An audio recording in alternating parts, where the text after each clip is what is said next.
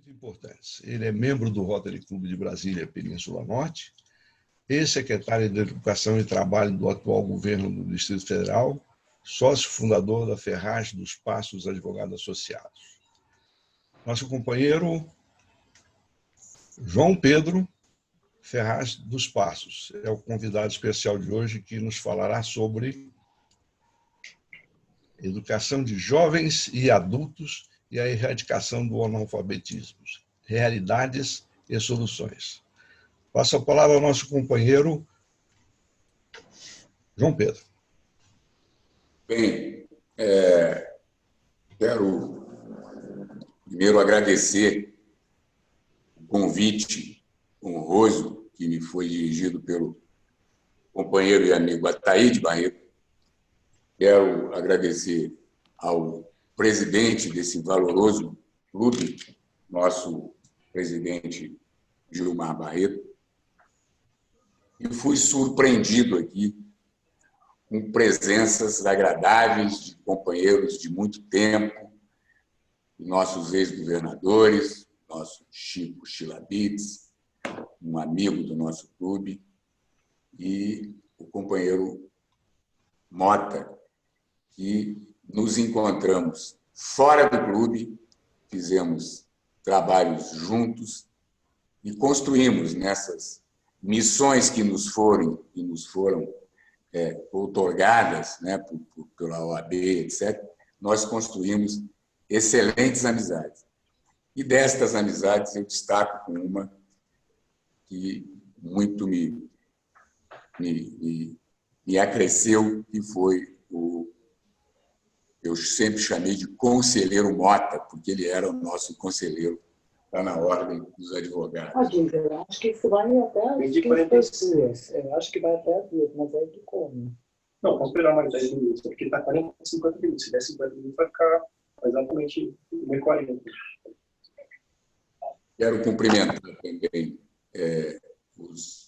todos os companheiros de outros clubes, que estou vendo que tem clubes aqui fora, e dizer que a minha participação no Rotary é muito mais como rotariano, como companheiro, viu, governador Ataíde, e como ex-secretário de Educação. Eu já fui presidente do Rotary Clube Península Norte, e agora estou na vice-presidência, então a minha classificação anterior era Ministério Público do Trabalho, e classificação atual advogado trabalhista, e função no meu clube, que é o Rotary Clube Península Norte, eu sou o vice-presidente do nosso presidente Varanda.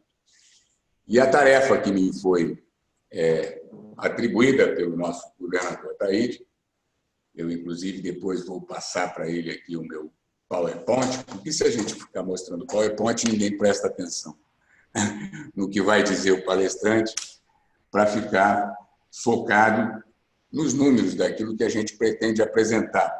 E eu pretendo falar um pouquinho nesse tempo, resumir o que eu puder dizer aos meus companheiros, aos meus colegas, sobre a educação básica, sobre a educação pública, alguns dos nossos percalços, das nossas dificuldades, enfim, porque falar de educação no sentido geral, eu não poderia fazer sem um constrangimento, uma vez que eu estou na frente de um especialista, que é o nosso governador Chico Chilabitz, que é um educador também, não é isso?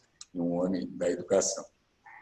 Mas dizer aos senhores que no curto tempo em que fiquei à frente da Secretaria de Educação, atendendo um apelo do governador, que, apesar de ser um governador, um colega jovem, é também, como o nosso companheiro Carlos Mota sabe, e o Ataíde, ele também é um amigo pessoal, que a gente vem caminhando junto, né, Carlos Mota? Por muito tempo, a gente vem trilhando aí um caminho junto, e por isso eu aceitei o convite de, primeiramente, ficar na Secretaria do Trabalho e depois na Secretaria de Educação. E na Secretaria do Trabalho, companheiros, o meu primeiro espanto, o meu primeiro impacto como secretário foi ver as dificuldades que nós temos para colocar no mercado de trabalho aqueles menos favorecidos, aqueles que mais precisam de uma colocação, que mais precisam de um apoio do Estado, de um apoio das estruturas empregadoras. A dificuldade maior era exatamente aquele que não tinha qualificação. E eu estou falando de qualificação, não estou falando ainda de alfabetização de educação. Então, nós tínhamos lá, às vezes, centenas de vagas de emprego, mas não encontrávamos nos nossos desempregados do Distrito Federal, às vezes, numa seleção de um grupo de 500, de 1.000, a gente não encontrava um que atendesse os requisitos que eram solicitados pelo nosso cliente, que eram os empregadores. Ali foi a minha primeira dificuldade. Muito bem, então nós estávamos nos preparando para estabelecer alguns métodos de qualificação, que os senhores bem conhecem, para a inserção desses trabalhadores no mercado de trabalho. E aí, por uma circunstância que não importa, eu fui deslocado para a Secretaria da Educação e lá cheguei a acumular durante, eu acho que 4 meses, as 2 secretarias, Trabalho e Educação. Muito bem. Na educação, os desafios são outros. E aí, olha, os desafios na educação de ensino básico, elas passam por uma série de dificuldades que vêm desde recursos até mesmo de condições do Estado dar apoio a esses alunos. Mas, de qualquer forma, o dever de educar, o dever de dar educação é do Estado. O Estado tem esse dever. Nós vimos aí agora uma enorme mobilização em torno da defesa do Fundeb, que é do Fundo de Educação. Quer dizer, nós vimos aí, em termos políticos, a maior frente ampla que se pode imaginar. Nós tínhamos aí a relatora de um partido. Então, todos os partidos políticos, de direita, de esquerda, de centro, todos eles vieram a favor da defesa do Fundeb, que é o Fundo Constitucional que apoia estados e municípios para a educação dos menos carentes. Então, vejam, a educação é um interesse, uma preocupação de todos. A educação é uma preocupação do Estado e de toda a sociedade. Muito bem. Agora vamos para o foco da nossa conversa com os meus companheiros. A preocupação maior nossa é em relação à educação de jovens e adultos. Por quê? Porque a educação da criança, a educação da idade escolar, isso é um dever que o Estado tem que cumprir por imposição constitucional. Mas aquele aluno que se evade, aquele aluno que abandona a escola, ele, geralmente, o Estado tem mecanismos de busca ativa, de trazê-lo para a escola, de tentar conquistar esse aluno. Claro que um aluno que abandona, um aluno que é reprovado, ele vai ter um custo dobrado para o Estado, porque ele vai ficar mais um ano na escola, isso tem custo de professor, de merenda, de equipamento. Então, isso tudo é custo social. Muito bem. Mas nós estamos falando nesses alunos. Nós estamos falando daquele que abandonou a escola no início da sua vida escolar, ou aquele que jamais teve a oportunidade de chegar na escola. E se não teve a oportunidade, é porque a vida não lhe possibilitou isso. É porque ele teve que trabalhar na infância, porque ele não teve acesso à escola. Resumindo, se ele não teve esta oportunidade, meus companheiros, é porque o Estado falhou. O Estado falhou em algum momento e não deu a ele a oportunidade que tinha que ter dado quando ele era criança, quando ele era jovem. Muito bem. Então, nós temos uma preocupação, uma erradicação do analfabetismo, porque esta erradicação já é uma preocupação marginal e secundária do Estado. O Estado tem que se preocupar com a criança em idade escolar. Ele se preocupa também com a erradicação da analfabetização, mas isso é uma preocupação secundária e marginal. E aí, esta erradicação do analfabetismo fica por conta, muitas vezes, de organizações comunitárias, de organizações da sociedade civil. Em termos de trabalho comunitário, de prestação de serviço à comunidade, não existe nenhuma instituição no mundo que se compare à prestação de serviço que o Rotary tem apresentado no mundo. Quando eu digo no mundo, porque há uma preocupação do Rotary de erradicação do analfabetismo no mundo inteiro. E nós, que pertencemos a esses clubes, a estas comunidades, nós podemos fazer muito. Muito, porque o Rotary tem, entre todas as suas atribuições, atender as comunidades carentes naquilo que mais lhe atinge. Vamos, por exemplo, aqui, o combate e a erradicação da polio no mundo, que é um programa de Rotary de sucesso que coloca o Rotary Clube, é isso? Na frente de todas essas instituições que são, de certa forma, preocupadas com os menos favorecidos e as dificuldades do Estado. Por que, então, não focarmos também na erradicação do analfabetismo nas nossas comunidades? O Rotary tem programas, ferramentas para tudo isso. Mas vamos esquecer aqui um pouco as ferramentas do Rotary e vamos verificar como podemos fazer isso como comunidade, como clubes de Rotary. Ora, eu tenho aqui um levantamento rápido, presidente, que nós temos, IBGE de 2019, no Distrito Federal, podem me corrigir se não for fidedigno, a nossa taxa de alfabetismo, veja bem, nós estamos na capital da República, 3,1%, ou seja, 93 milhões de analfabetos aos pés do Palácio do Planalto, aos pés do governo central, aos pés do centro do Brasil. Então, isso realmente deve ser preocupante. A taxa de analfabetismo, quando eu digo, é do jovem acima de 15 anos que não sabe ler, não sabe escrever e, às vezes, não consegue ler um bilhete simples, não consegue ler uma matéria publicitária.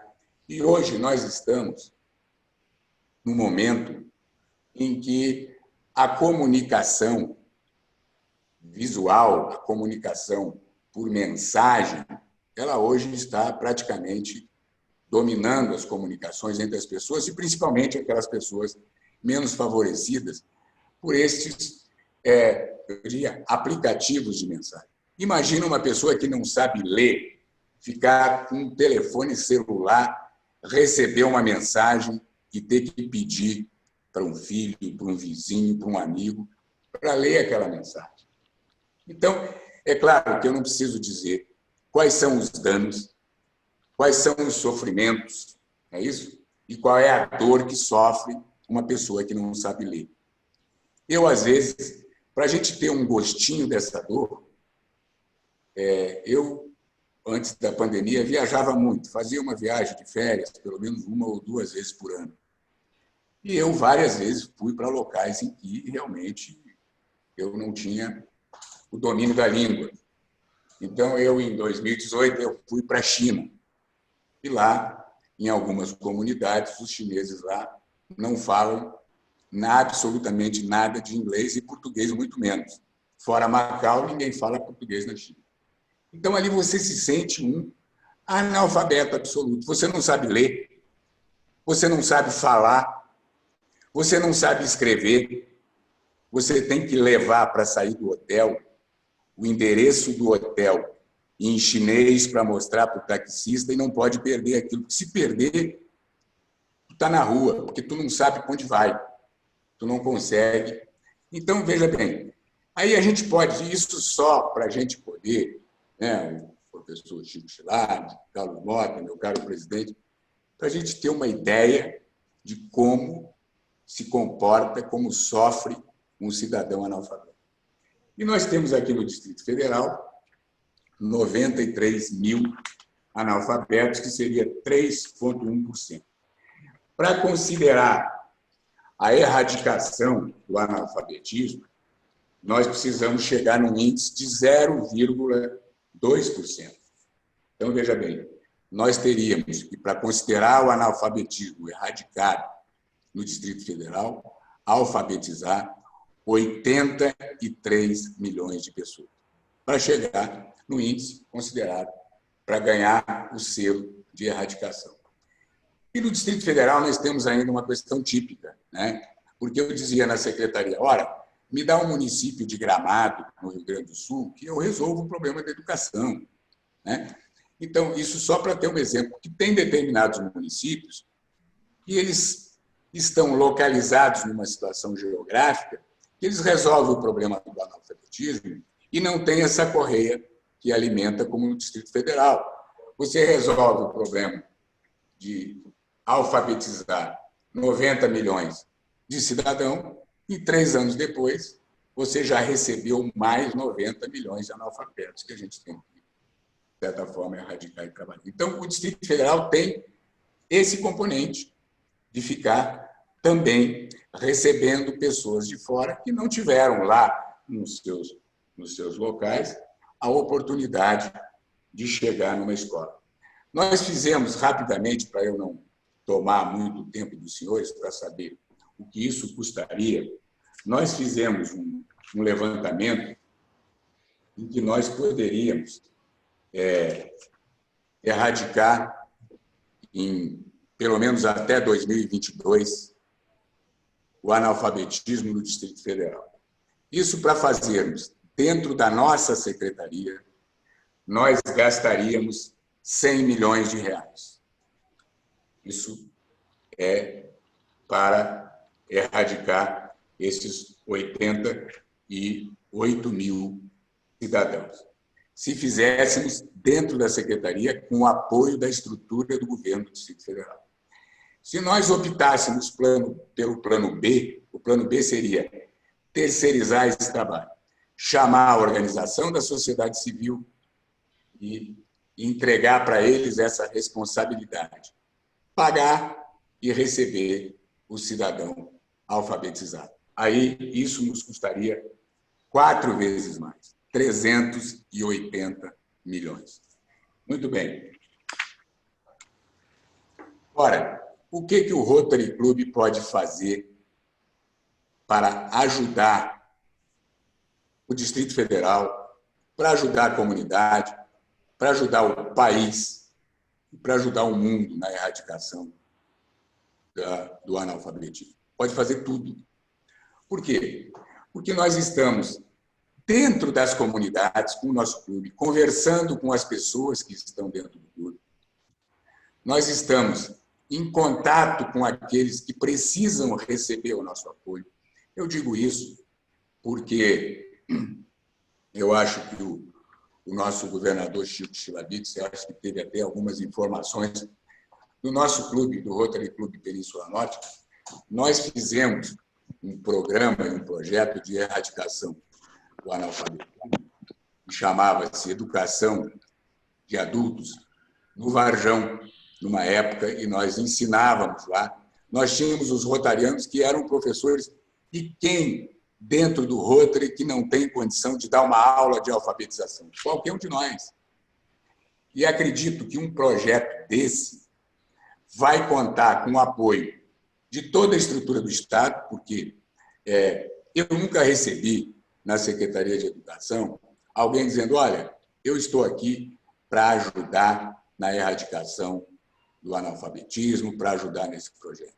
Eu sempre, claro, recebia, às vezes, apoio de A ou de B, mas sempre tinha uma contrapartida, ou às vezes uma contrapartida que não era nem contrapartida em espécie, era contrapartida em burocracia, contrapartida de ajuda, enfim.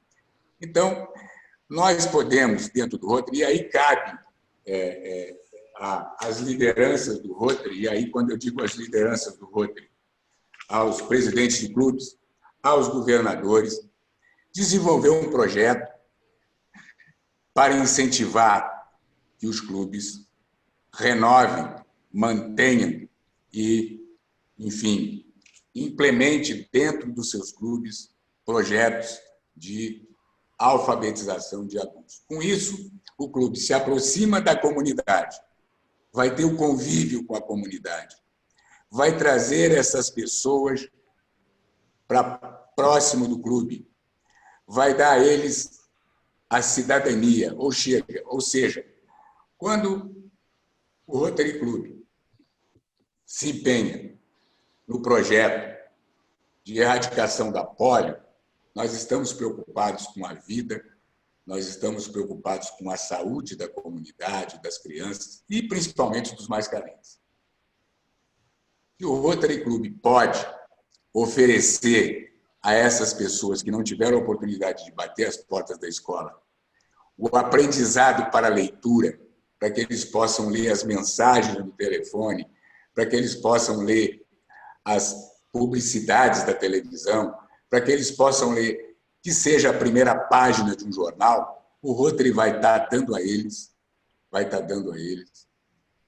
um bem, um patrimônio que eles vão levar para a vida inteira, eles jamais esquecerão dessa atividade, desse contato com o Rotary, que eu diria que equivale à mesma preocupação que nós temos, tanto com a saúde quanto com a vida das pessoas. Eu só peço ao presidente para dizer quanto tempo eu tenho para eu poder fechar aqui a nossa proposta. Pode usar o tempo aí, você tempo é seu. Então, vejam, se nós temos, de acordo com o próprio Rotary, no mundo, nós temos 800 milhões de analfabetos. No Brasil, 13 milhões. No Distrito Federal, 93.500 analfabetos. Ora, para que nós fizéssemos um programa desse, presidente e governadores, nós temos que ter em mente, além da organização que o Rotary já tem, as ferramentas que o Rotary tem. Eu tenho certeza que o Estado, a Secretaria de Educação, está aberta para conversar com qualquer um dos integrantes do clube. Não precisa ser esse ex-secretário que vos fala, mas o próprio Chico Chilabitz tem todo o contato lá dentro, o Carlos Mota, ele sabe que nós encontraríamos dentro do Estado toda a acolhida para projetos dessa natureza. E o que é que nós teríamos que fazer? Nós teríamos que nos organizar para contabilizar aquilo que o Rotary vai entregar ao Estado. Por exemplo, se nós vamos fazer curso de alfabetização de adulto, nós fizemos no passado no Península Norte, mas não contabilizamos. Então, nós podemos fazer e contabilizar. Diz, olha, o Rotary, o Clube de Rotary, 5 de dezembro, alfabetizou no ano de 2021 tantos cidadãos, tantas pessoas do Distrito Federal. E aí somávamos essas contabilidades entre todos os clubes, mostraríamos o que o distrito entregou para a sociedade, e isso, claro, seria irradiado para os estados, e nós estaríamos cumprindo um programa e uma preocupação que é do Rotary Club Internacional. Então, é isso que eu queria dizer aos senhores, que para que nós chegássemos a esse índice, que é o índice aceitável, é o índice para que seja considerado erradicado o analfabetismo, de 0,2%, nós temos, então, uma tarefa no Distrito Federal de alfabetizar, veja bem, alfabetizar, ensinar a ler e escrever 88 mil pessoas. Isso é uma tarefa enorme, e eu já disse aos senhores quanto isso custaria para os cofres públicos. Não é isso? Isso custaria 100 milhões se feito com a estrutura do Estado, usando o professor, sobrecarregando mais ainda a estrutura, e isso custaria 400 milhões se fosse terceirizar para organizações, empresas terceirizadas e especializadas nisso. O Rotary pode colaborar? Pode. Presidente, eu quero a minha conversa e a escolha desse tema, e eu quero agradecer ao Ataíde, que na hora ele disse que isso realmente seria um debate maravilhoso e que o Rotary, naturalmente, aproveitaria essas informações e dizer que, de minha parte, eu gostaria, presidente, senhores governadores, ex-governadores do clube, eu gostaria de integrar uma equipe e participar de um time do Rotary Club do nosso distrito e do Distrito Federal, principalmente, para criar um programa dessa natureza nosso, claro que usando as ferramentas que o Rotary Internacional nos coloca à disposição, contabilizar isso e, naturalmente, buscar o apoio estatal, o apoio de professores, de especialistas. A UNB tem se preocupado com isso, buscar o apoio desses especialistas e fazer um projeto para que nós, que somos as pessoas que mais entendem de comunidade, os rotarianos são aqueles que mais entendem de comunidade, para fazer um projeto desse, contabilizar e apresentar resultado. A gente faz vários projetos, doação de cesta básica, a gente vai lá e ajuda uma comunidade. Mas isso não contabiliza. Claro, ajuda, é bom, mas isso não fica na contabilidade de ações do Rotary. E isso é muito importante. Não é para a gente aparecer ou dizer que o Rotary fez, mas isso valoriza o clube e traz para o clube mais pessoas, mais companheiros e mais cidadãos que queiram colaborar com a comunidade. Então, é isso, presidente. Me senti honradíssimo com esse convite, de ter participado desta reunião.